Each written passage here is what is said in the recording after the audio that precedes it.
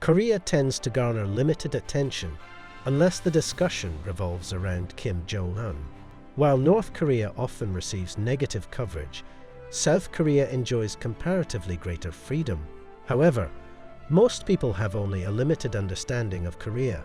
Allow me to shed some light on this fascinating country, sharing 20 unique aspects that are exclusive to Korea, ranging from late-night high school sessions to the daring act of consuming live octopus. Number 7. Giving and receiving gifts. Most of us don't think twice about splitting the bill at a local restaurant between the number of diners in our groups. Service workers even know to ask whether people want separate checks. But that would be unthinkable in South Korea. There, it's not uncommon for members of the group to race to the counter to pay for the entire table and pushing and shoving matches to break out over who will be paying for everything.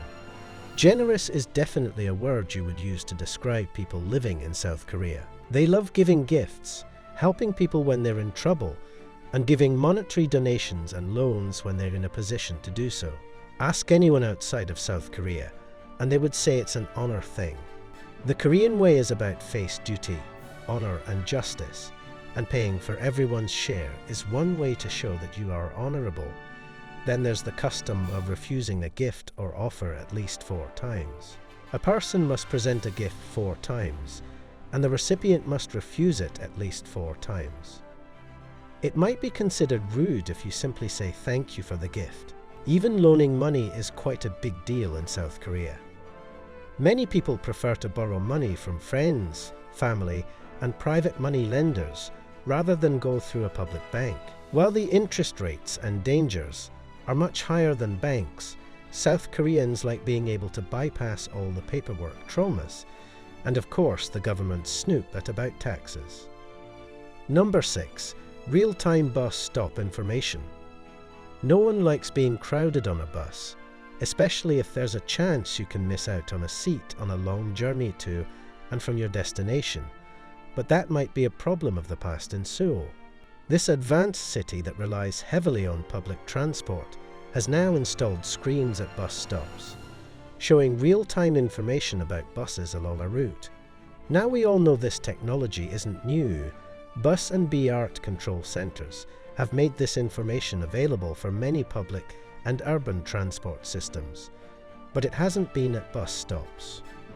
If you were waiting at a bus stop, it would be a guessing game to know when buses would arrive and whether they would help you get to your destination on time. It is no longer a guessing game.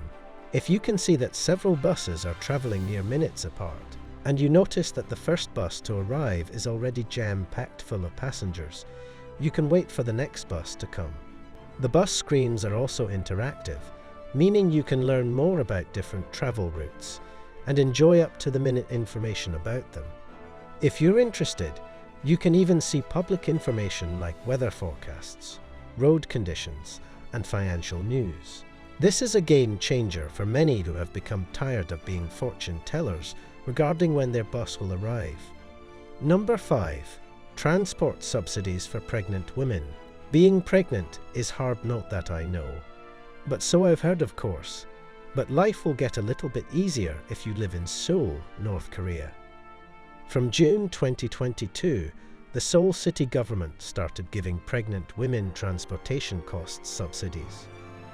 If you are pregnant and have lived in Seoul for at least 6 months, you'll be eligible for $700,000 and $1 or $540 in credit card points to be used for public transportation and gas bills. According to the city government, they believe this credit would be available for at least 43,000 eligible applicants. Something like this would never happen in America. So, why is it happening in South Korea? Well, it was one of Mayor Oh's campaign pledges. The city government stated that the support plan was implemented to ease the financial burden of families with babies on the way. The only thing you can expect in America is potential eligibility for Medicaid CHIP or the healthcare marketplace if you don't have insurance. You might also get free or simply low-cost care through government programs. Before we go on like this video, smash the subscribe button and click the notification bell right now. Now it's time for the star topic. If you walked into your local men's bathroom, you'd be shocked to see this women urinating like men in urinals. Now we're all about gender-neutral bathrooms, but this definitely isn't that situation. These women are literally peeing like men, and I struggle to see how they wouldn't pee all over themselves. What would you think if you walked into a bathroom in Korea and saw this? Comment down below with the hashtag #StarTopic and let us know your opinion in relation to what we just showed on screen. With that said, let's keep things moving. Number 4. Traditional clothing for the Korean New Year. It's not uncommon for traditions in various cultures and countries to die out. The world is changing, and customs that once meant a lot to some families are now no longer around or relevant. Sometimes they're replaced with others. Sadly, it seems that's happening with the Korean New Year regarding traditional clothing known as hanbok. Whenever families in Korea started getting ready for the Lunar New Year, they would buy a new set of hanbok. Hanbok is a two-piece outfit featuring embroidered cotton or silk, and both men and women wear it. It's also a style of dress modelled from 17th and 18th century clothing worn during the Joseon dynasty. It has been a preferred New Year wardrobe 1st century, and families would get together in newly made hanbok, bow to each other, and wish each other good health and fortune. But could hanbok be dying out? It sure seems that way. According to some sources, hanbok are still in hot demand for weddings, but a hanbok dress for a wedding might be the only such garment a bride would purchase. Young couples are also having fewer children, which means their Lunar New Year celebrations are much smaller, and not as much importance is placed on traditional garments. Number 3. Special school uniforms. School uniforms are becoming a bit more common in the United States. At least 20% of all public schools have a uniform mandate, but just 10% of high schools do, compared to 22% of elementary schools and 19% of middle schools. In Korea and many other countries, in fact, school uniforms are a bit more commonplace. Most, if not all, elementary and high schools have uniforms which differ by region, school, and even class. For Korea, it's about pride. The uniforms are called geoboks, and students wear them from middle to high school. There are different uniforms for boys and girls, and even different uniforms based on whether it's summer or winter. Everything down to their socks, shoes and belts must be the same. If students partake in physical education, they must also wear PE uniforms. Even though uniform styles and types differ from school to school and region to region, some elements are similar across the country. For example, most summer uniforms are navy, while winter uniforms are often grey. They might also include blazers, sweaters, jackets, and a safari-style uniform in the summer months.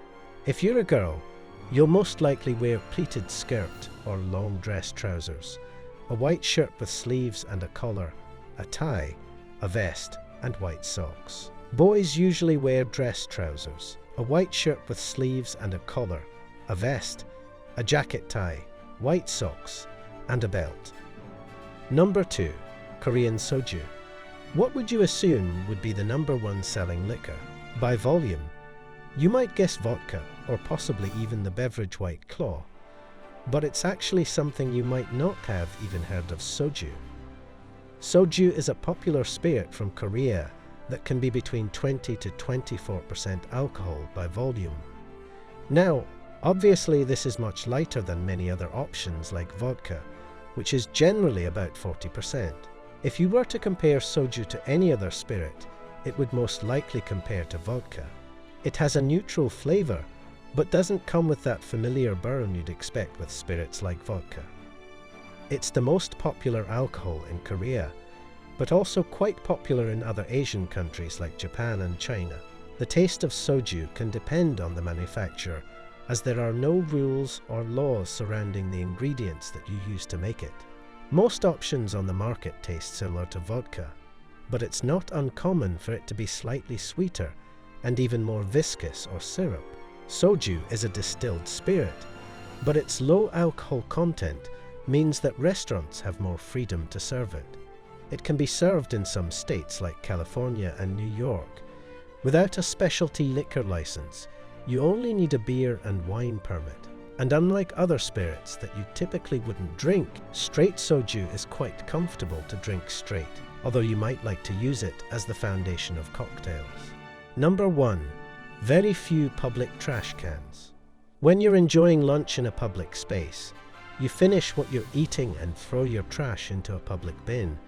But if you're in South Korea, you'd most likely need to put it in your pocket or backpack and wait until you get home to dispose of it. That's because it's next to impossible to find trash cans in public places, and it's frustrating for locals and visitors alike.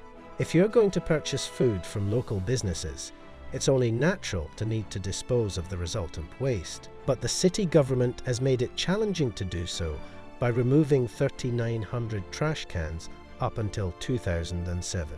In 1995, the city of Seoul introduced the Jeonyeonji system, which was a way for the city to cut waste by putting the financial responsibility of garbage on the citizens.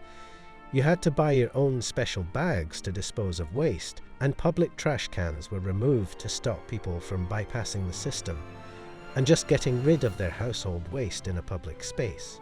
But it's had the opposite effect. Now, the very few available bins are overflowing and litter is more common. Some residents talk about how disgusting it is to see plastic wrappers and cigarette butts scattered everywhere, especially as the problem could be solved with the installation of more bins. Seoul officials might have realized their blunder, and they're slowly trying to correct it. After large numbers of complaints from tourists and locals, they installed 2,500 new bins. But they got a long way to go before matching the likes of Paris, then Berlin, which have more than 20,000 public trash bins and fewer residents than Seoul. I was surprised by half of these facts myself. Did you know that South Korea offers the experience of eating live octopus? And the abundance of themed cafes in one place is truly astonishing. Now you've gained some knowledge, particularly about South Korea. Would you consider visiting? As for North Korea, what are your thoughts on that? Also, check out our other cool stuff showing up on screen right now. See you next time.